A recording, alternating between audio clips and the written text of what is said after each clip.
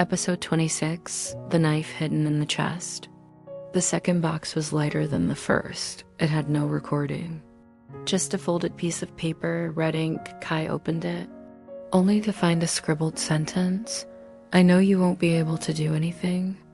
A familiar voice rang in her head, the voice of her best friend who had betrayed her in public, just to be praised. Kai clenched the paper in her hand. She felt suffocated, as if she was being held down by a shadow of the past. She remembered that afternoon, standing alone, trying to scream, but no one believed her. "You're weak? Drama queen, don't overdo it." Van still sat there, not saying anything. But this time, he gave her a mirror. To forgive, sometimes you have to see your own face when you are hurt. Kai looked into the mirror. The mirror did not reflect the current image. It showed a 10th grade girl, eyes red, standing in the middle of the schoolyard. The girl did not scream, just bowed her head, hiding all her anger in her chest, turning it into a knife. Van put his hand on her shoulder. "You can choose, keep that knife for self-defense, or bury it in the ground and let a tree grow." Kai sat down. She dug a small hole in the floor of the memory room. She placed the paper in, along with a stone engraved with the words, "I still exist." She covered it with soil. A green sprout emerged. Not big, but alive. Bury a harsh word. "To grow a strong part," Van said. Episode 27, "It's my fault." This box was heavier than the first. 2, it had no lock, but it smelled like an old, moldy notebook or old guilt. Kai opened it. Inside was a broken watch. The hands were broken. The battery was leaking. She gasped. It was my fault. If only I hadn't kept quiet that day. If only I had been faster, maybe I could have saved. The watch reminded Kai of a death, not her father. A friend, the one who called her a dozen times in one night. She saw it, but didn't answer. The next morning, he disappeared. Kai sat down on the floor. No one blamed her, but she had blamed herself. "Every night for 10 years, Van said, softly, "You think you can save people because you are a good person, but the truth is people are falling not because of a stumble, but because of thousands of scratches that no one can see." Kai hugged the watch to her chest. She cried, not because her friend was gone, but because she couldn't forgive herself for such a long time. If he were still here, he probably wouldn't want me to live the rest of my life in regret. I know. Van gave Kai a small white handkerchief. On the handkerchief was embroidered a line of words in silver thread.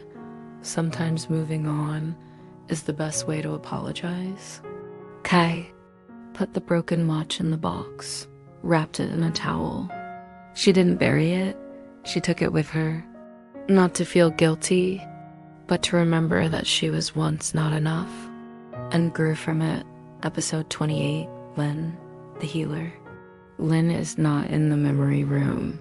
She lives in a place called the Silent House, a small wooden house nestled in the middle of the forest, surrounded by moss and mist.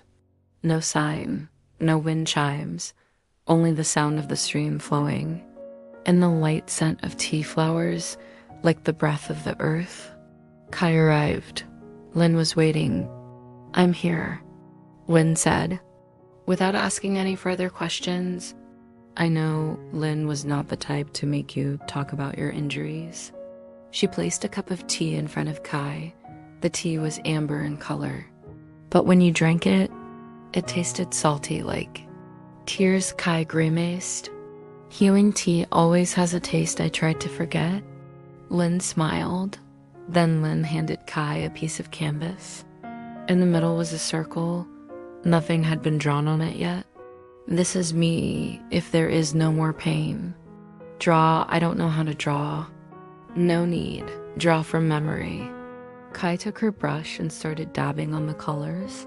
At first it was just gray, dark blue, blurred and dark, then gradually orange, yellow, a few white dots, a circle full of stains.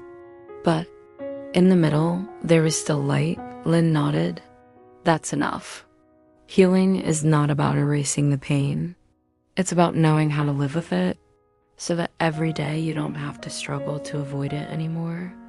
On Lynn's wall hangs pictures of many people who have visited. None of them are beautiful, but each one has a bright spot. Like humans, everyone has dared to save themselves at least once. Episode 29, Learning to Stay with Yourself. Lynn cleared a small corner of the wooden house for Kai. There was only a simple rattan bed, a few books without words, an frayed cotton pillow. Read with your heart. These books have no words, but will fill you with the feelings you once lost. The first morning, Lynn said nothing. She led Kai to the edge of the forest. She placed a bucket in her hand. Draw water from the well, but don't let it spill out. Kai did it. Her hands shaking, water kept spilling. Lynn shook her head, but did not blame. She just said, same with your feelings. Don't try to keep them the same. Learn to embrace the brokenness. On the second day, Lynn put on the table a wilted flower, a rotten leaf, and a broken stone. Choose something that represents you. Kai chose the stone because I was broken, but I'm still me. Lynn nodded. She took the stone and engraved a small line. Even if it's not intact, it still has value. On the third day, Lynn took Kai to the stream, the place where strangers who had come to the silent house had let go of unspeakable things. Kai carried a piece of paper. On it was written, I don't have to be strong to be loved. She placed it on the water. The paper dissolved, not disappearing, but becoming part of the flow. Returning home, Lynn smiled. Sometimes there's no need to get over. Just learn to stay. Without running away, Kai looked in the mirror. For the first time in years, she didn't see a person in need of repair, but a person slowly regenerating. Episode 30, Healing with Words and Colors. Lynn's house has a small attic. There, she hangs untouched canvases, places a wooden table. Next to it is a bottle of purple ink, a few old brushes, and a stack of white paper. From now on, every morning, I will write a poem. It doesn't need to rhyme. It doesn't need to be good. It just needs to be true.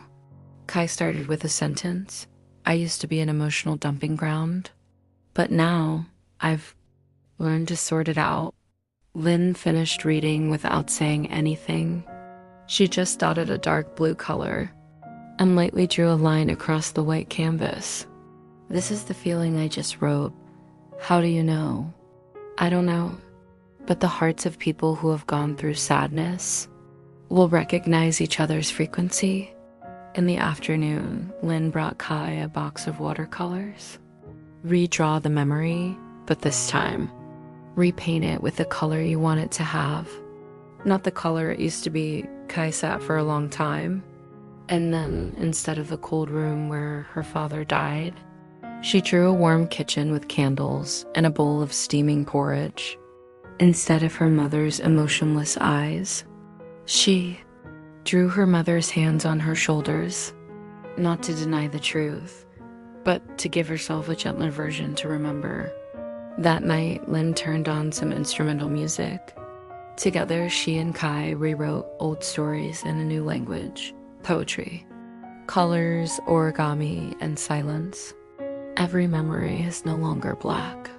It has the orange of the late afternoon sun, the green of hope, and the white of forgiveness. Lynn said, you don't need to be a poet. Just write like you're talking to yourself, the forgotten version.